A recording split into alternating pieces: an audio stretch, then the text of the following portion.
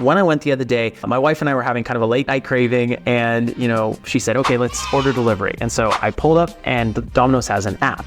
And so you put all the different details in, 2 medium pizzas, and I put it all in, all the information in, and then I pressed, delivery. And it asked me some questions. It asked me about the tip and things like that. And then it let me know, and it started showing me a tracker of like what was happening with the pizza.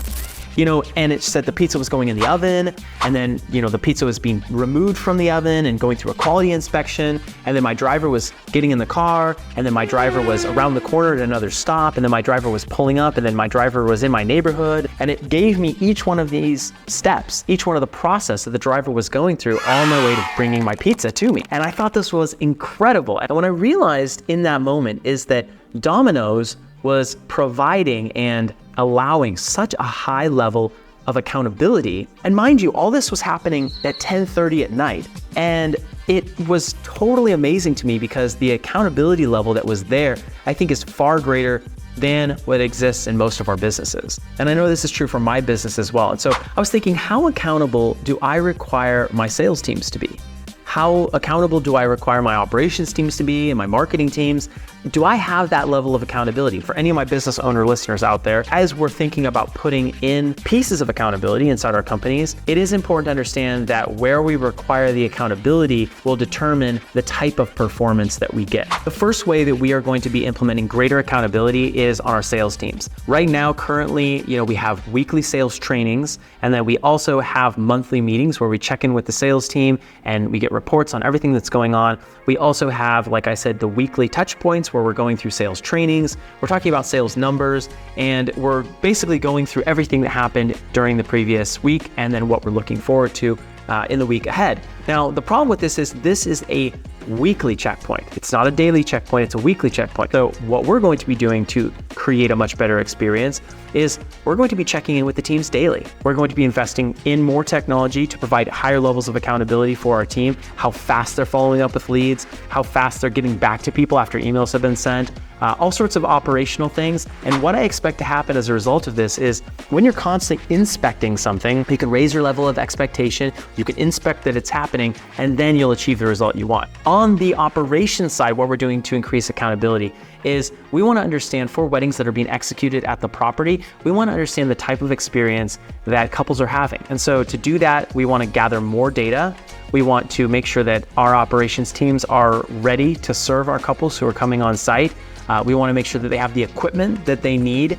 A lot of times it's easy as a venue owner or operator to overlook some of the simple things that our teams need to have to do their jobs. Things like working brooms and dustpans. Depending on where you are in the country, you're going to maybe deal with snow, or going to be dealing with sand, or going to be dealing with dirt. And if you want to have a really good venue presentation, you're going to need to arm your team on the ground, your setup and teardown teams, with the appropriate tools that they need to provide that presentation and provide what the beautiful environment that you're promising to your couples who get married there. So we are analyzing that. We're also analyzing how we're handling the post-wedding treatment of our couples. Are we reaching out for reviews? Are we touching base with them to ask about their experience and ask for feedback and ask for ways we can do better? Are we, asking about their guests' experience? So those are two ways that we're going to be using accountability. I wouldn't be surprised if we would even triple our sales numbers, but I feel sure that we're going to double them, because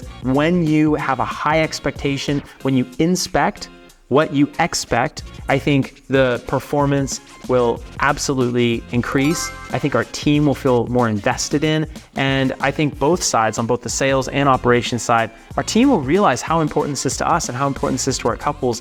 And even if they don't get on board immediately, long term, and after several months, they'll start to see the positive benefits in the form of positive reviews, people, glowing about the incredible experience they had. And I know that that is our team's heart, and I know that that's what they want. So I hope this has been encouraging, and thank you so much for joining us for these videos. They are so much fun to make. We have the Venue Owner Series, we have podcast interviews, so many different types of topics that we cover on the show. So thanks for joining. Consider subscribing and sharing with someone who you know would enjoy this. Thanks, we'll see you in the next video.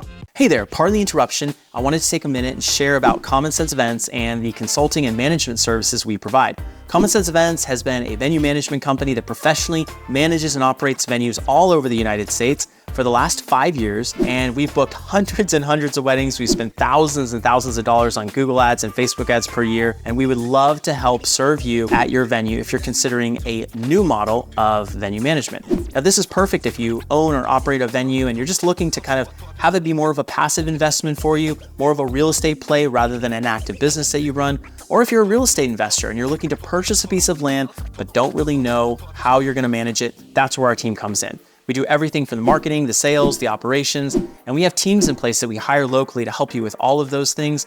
We manage those teams, we pay for the taxes, we do everything from setting up tables and chairs all the way to the final review of the wedding. So if that sounds interesting to you, we would love to chat with you.